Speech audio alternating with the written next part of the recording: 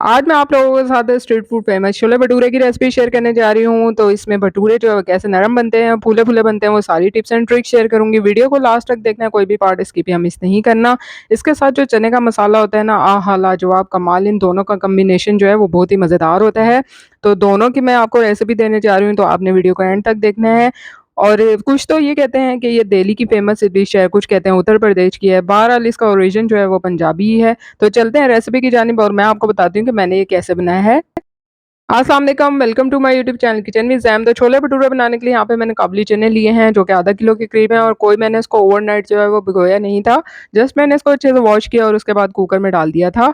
और इसके अलावा 3 से 4 कप के बराबर पानी डाला था। 1 अदद बड़ी इलायची डाली है, 2 अदद तेज़पात के पत्ते डाले हैं, 2 दालचीनी के टुकड़े डाले हैं, 3 अदद लौंग, 3 अदद सब्ज़ इलायची।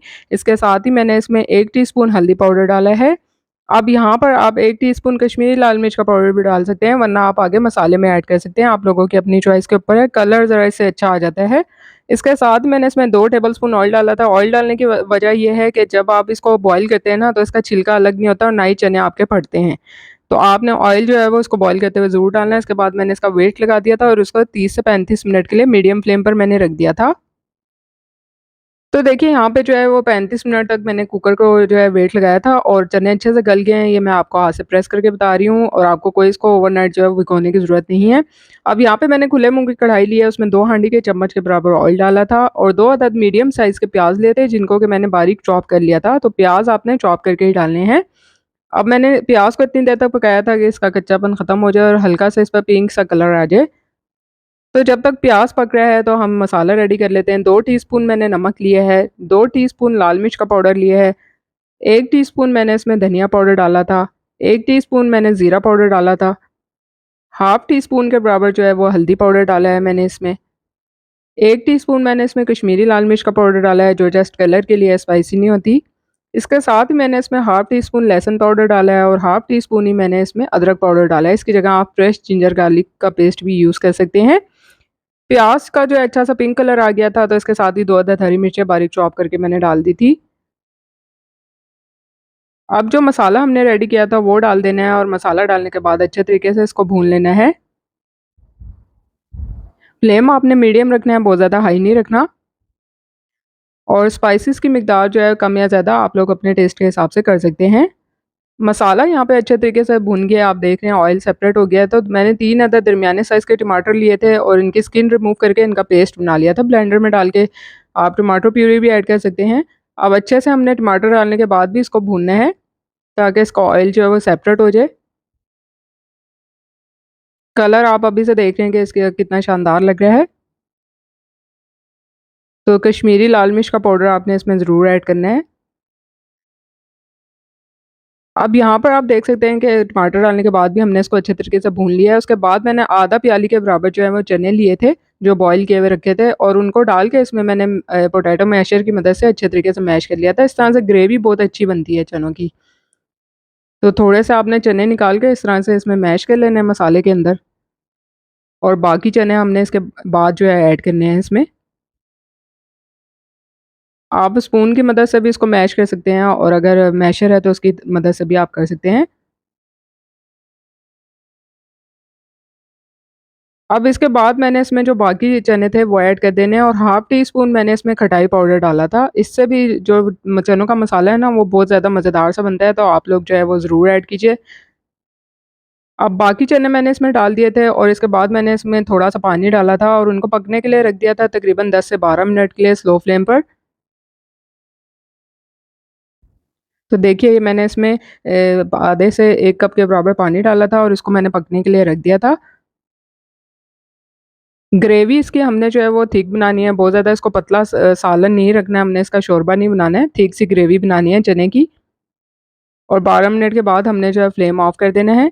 तो देखिए यहाँ पे जो है वो चने पक के रेडी हो चुके हैं, उसके ऊपर मैंने हरा धनिया काट के जो है डाल दिया था। तो अब आ जाता है इस रेसिपी का सबसे एक्साइटिंग पार्ट, जो कि है भटूरों की डो बनाने का, और आपने जो है इसको एहतियात से देखना है। मैंने 2 कप के बराबर मैदा लिया है, क्वांटिटी आप कम या ज़्यादा कर सकते हैं। 1 टीस्पून मैंने इसमें जो है ड्राई कसूरी मेथी डाली है हाथ से क्रश करके, हाफ़ टी स्पून मैंने अजवाइन डाली थी, हाज़मे के लिए अच्छी होती है तो आपने ऐड करनी है।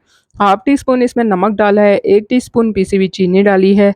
इसके साथ ही मैंने इसमें जो है ना 1 टीस्पून बेकिंग पाउडर ऐड किया है। अगर बेकिंग पाउडर नहीं है तो आप बेकिंग सोडा भी डाल सकते हैं। भटूरों को नरम बनाने के लिए इसमें अहम किरदार अदा करता है।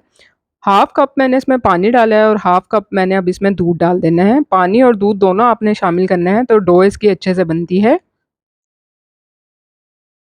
तो देखिए अब हमने जो है इसमें थोड़ा-थोड़ा करके दूध ऐड करते जाना है और इसको साथ-साथ हमने मिक्स करते जाना है। अब आपने इसको बहुत ज़्यादा हाथ की मदद से ना गूँदना नहीं है, इस तरह से आपने इसको टॉस करना है। अगर आप गूँदेंगे ना तो डो सख्त हो जाएगी आपकी। तो आपने इस तरह हाथ में लेके ना इसको ऊपर से नीचे इस तरह से टॉस करना है। 2 टेबलस्पून के बराबर मैंने ऑयल डाला था ताकि ये जो है बर्तन के साथ चिपके नहीं और ईज़िली हम इसको जो है टॉस कर सकें। इस तरह से आपने थोड़ा इसको पटखना है परात के साथ। तो अच्छा सा इसमें ना डो में लचक आएगी। तो ये वाला तरीका आपने करना है और तेज़-तेज़ हाथों से आपने इसको गूँदना नहीं है। अब इस तरह से प्याले में थोड़ा-सा ऑयल लगा के इसमें आपने डो रख देनी है। 20 से 25 बार आपने इसको टॉस करना है तो ये अच्छे से लचक आएगी इसमें। आधे घंटे के लिए हम इसको कवर करके रख देंगे। आधा घंटा हो गया तो डो को रेस्ट देते हुए और उसके बाद मैंने क्या किया था कि इस तरह देखिए आप कितनी अच्छी से इसमें लचक आई है डो में ना, तो आपने सारी टिप्स एंड ट्रिक्स जो है वो यूज़ करनी है जो मैंने आपको बताई हैं। इस तरह से आपने इसको प्रेस कर के ना इसका इस तरह से पेड़ा निकालते जाना है। ये देखिए इस तरीके से। अब जो पेड़ा है उसको हमने इस तरह से थोड़ा-सा ऑयल लगा के ना किनारों से आपने इसको पतला कर लेना है। बाकी पेड़ों को आपने इस तरह से क कवर करके रखना है कपड़े से, खुला नहीं रखना। अब आपने इसको इस तरह बेलन की मदद से बेल लेना है। आप चाहें तो उसको गोल भी बना सकते हैं और लंबाई में भी बना सकते हैं, आप लोगों की अपनी चॉइस के ऊपर है। कढ़ाई में मैंने ऑयल गरम होने के लिए रख दिया था। अब हमने इसको डालते जाना है, हल्का-सा हमने इसको चम्मच की मदद से इस तरह से प्रेस करना है, तो उसके बाद देखिएगा कि ये खुद ही जो है वो हल्के-हल्के फूलने शुरू हो जाएँगे। ये देखिए, अच्छे से कितने अच्छे से ये फूल रहे हैं। है ना मज़ेदार और आसान सी रेसिपी। इसके बाद हमने इसकी साइड चेंज कर देनी है, दोनों तरफ से अच्छी तरह से हमने इसको कुक कर लेना है और इसी तरह से हमने मज़ीद भटूरे बनाते जाना है।